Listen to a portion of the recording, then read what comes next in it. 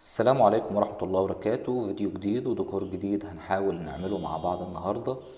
أتمنى يا رب إن شاء الله إن النتيجة النهائية تنال أو تنول إعجاب حضراتكم.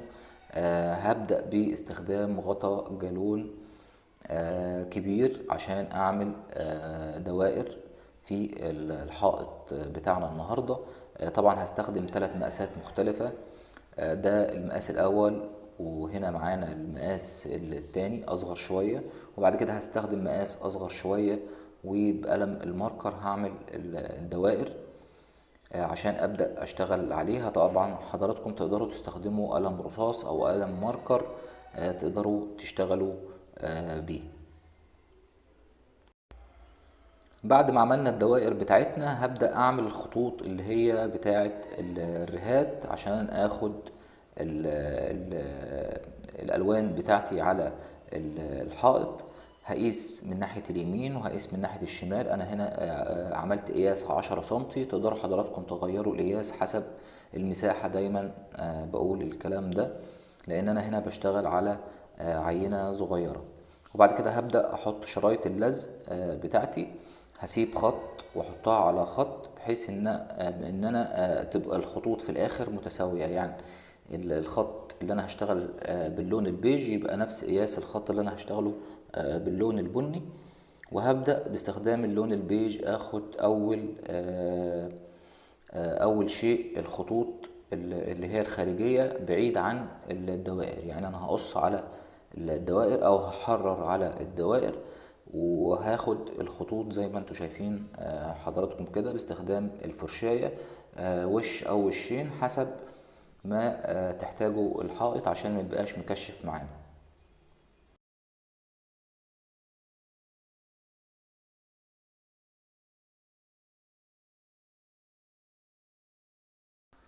بعد ما انتهيت من اللون البيج في الخطوط هبدأ اخد باللون البني وهو اللون التاني. هاخد بيه الاجزاء اللي من الدوائر اللي في الخطوط البيج.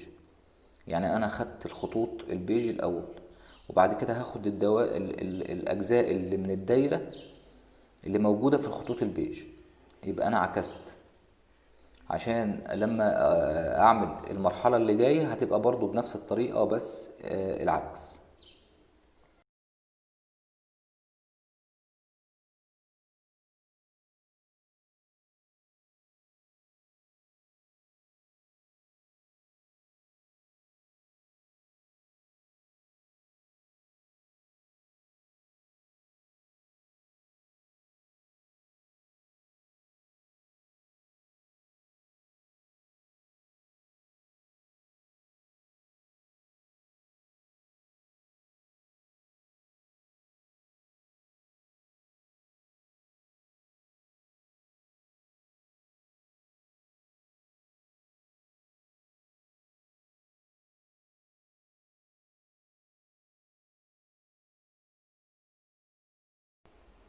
بعد كده وبعد الانتهاء من المرحله دي هبدا اشيل اللزق واعكسه على المكان اللي انا شطبته عشان ابدا اشتغل في المكان التاني.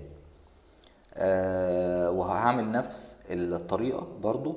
هشتغل اللون البني وهشتغل اللون البيج. طبعا هبدأ باللون البيج الأول عشان لو في غلط في التحرير أو كده أقدر أصلحها باللون البني. هيبقى أسهل ما أصلح باللون البيج.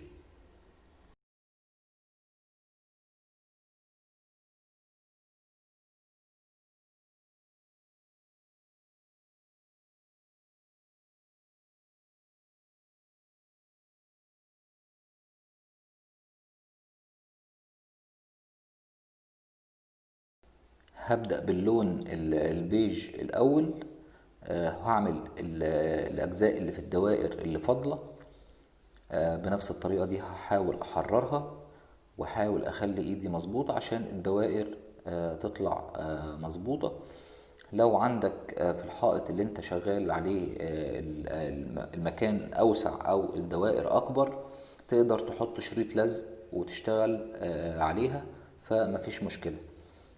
طبعا حسب تحكمك في الفرشاية هتقدر تشتغل بسهولة يعني. هعمل البيج زي ما شفتوا حضراتكم كده، وبعد كده هبدأ اخد بقية الرهات باللون البني عشان يبدأ المظهر ان قبل النهائي بقى يبان معانا بنفس الطريقة اللي انتوا شايفينها حضراتكم كده. وبعد الانتهاء طبعا هبدأ اشيل شرايط اللزق عشان الشكل يبدأ يبان معانا اوضح بنفس الطريقة كده.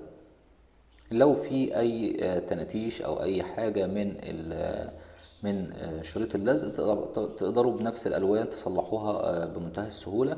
بعد كده هقطع الكرتونة بنفس المقاس الغطا اللي انا اشتغلت بيه، بحيث ان انا اقدر اغبر من غير ما يجي على بقية الحائط. هبدأ اغبر الاول باللون الاسود عشان اعمل زي نظام عدسة تديني شكل جمالي للحائط. هاخد باللون الاسود الاول الجزء او النص العلوي كده من ناحية اليمين. تقدروا تاخدوها برضو نصين يمين وشمال، تقدروا تاخدوها من فوق او تخلوا الاسود فوق والابيض تحت. بس انا حبيت اعملها بالورب كده او يعني نظام 45، بحيث انها تديني شكل اقرب للواقع يعني. فهناخد طبعا بكل المقاسات زي ما انتم شايفين حضراتكم كده، الاول باللون الاسود، وبعد كده هبدأ باللون الابيض اخد الاتجاه التاني اللي هو المعاكس زي ما انتم هتشوفوا حضراتكم كده.